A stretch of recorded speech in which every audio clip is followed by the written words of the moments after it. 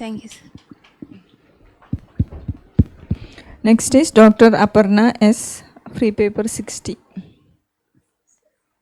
Apsara S. Sorry.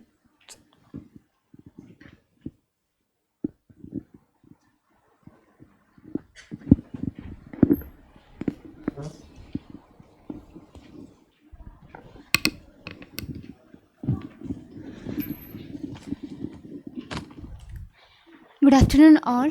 Our study is on retinal capillary macroaneurysm in chronic diabetic macular edema, response to various treatment modalities.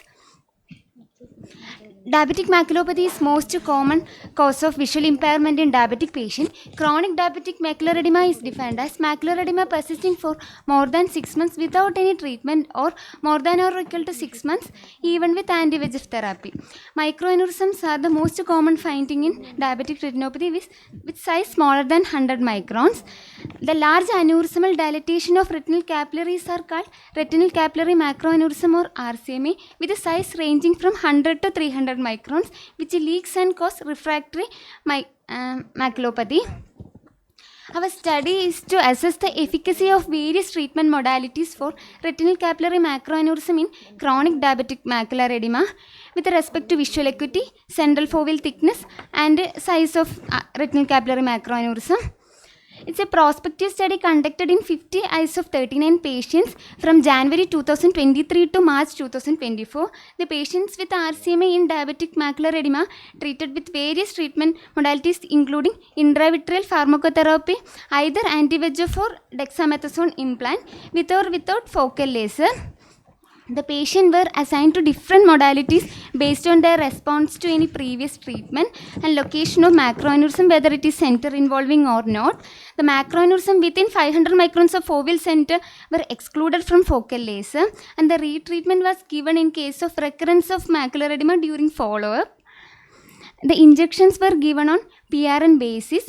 The data analyzed are logMAR visual acuity, central foveal thickness in microns and size of retinal capillary macroaneurysm in microns at baseline 3 months and 6 months. This central foveal thickness and size of RCMA were measured using manual caliper tool in STOCT Heidelberg Spectralis. The study group include retinal capillary macroaneurysm of size greater than 100 microns and those located within the arcade. Both the treatment naive and newly treated patients were taken, and the aneurysm of size smaller than 100 microns and those present at or beyond were excluded, and other retinal vascular disorders are also excluded. 80% of our study group received intravitreal pharmacotherapy, out of which 54% received pharmacotherapy alone and 46% received focal laser without pharmacotherapy. Average number of anti-VEGF received during the study period is 2.06 and dexamethasone implant was 1.16. 36% of the study group have single retinal capillary macroaneurysm and 64% had multiple retinal capillary macroaneurysm.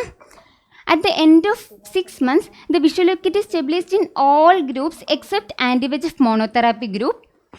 Similarly, as in the visual acuity, the central foveal thickness reduced in the all group except anti-VEGF monotherapy group. The size of RCMA response very minimal with anti-VEGF therapy, and the response was good with laser was applied alone or in combination with pharmacotherapy. This is the pre and post treatment picture. The second picture showing the involution of retinal capillary macroaneurysm following targeted focal laser. This is the pre and post treatment picture. The second picture showing resolution of edema and involution of retinal capillary macroaneurysm following intravitreal dexamethasone with a focal laser. And our study is a large study on RCMA on chronic diabetic macular edema, and we compared the response of various treatment modalities including the combination therapy of focal laser with the intravitreal pharmacotherapy, and we also documented the good response of laser with respect to stabilization of visual acuity and macular edema. According to Spade et al., the rapid resolution of edema and involution of aneurysm was seen with laser. Swapnil et al. Found that RCMA is an important biomarker of diabetic retinopathy, which may not respond to anti-VEGF or steroids, but respond well to focal laser. Sagar et al. Showed that the DME secondary to large capillary aneurysm respond well to targeted laser. Pacus et al. Also showed the similar finding.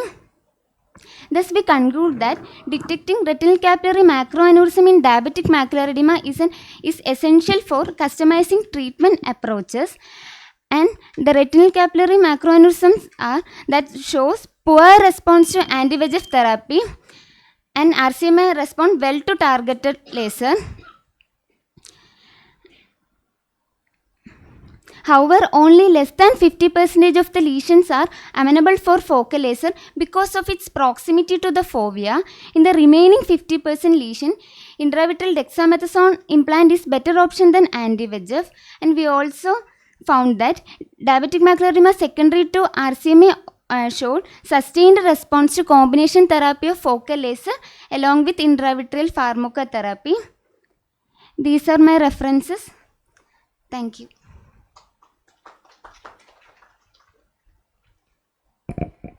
Why do you say macroaneurysm? Actually, macroaneurysm is supposed to arise from arterioles that usually occurs in hypertension. Yes, sir. You are telling capillary. That is depending the size. Yes, sir. Usually macroaneurysms are arise in arterioles, but in other vascular, in the diabetic retinopathy and occlusive vasculopathies, the large aneurysmal dilatation in capillaries are called retinal capillary macroaneurysm. Capillary macroaneurysm. Yes, sir. Size larger than 100 microns, mostly 200 to 300, ranging from 200 to 300. You are going to direct focal laser also for that. Yes, sir. If it is away from fovea, that is 500 microns away from fovea, because mostly they are resistant to conventional anti-VEGF therapy. Yeah, correct. But what will be the common association if you are looking at arterial macroaneurysm? You have not mentioned about hypertension, no? No, sir. That is also equally important, but here for diabetes it's okay. Good. Thank you. Thanks.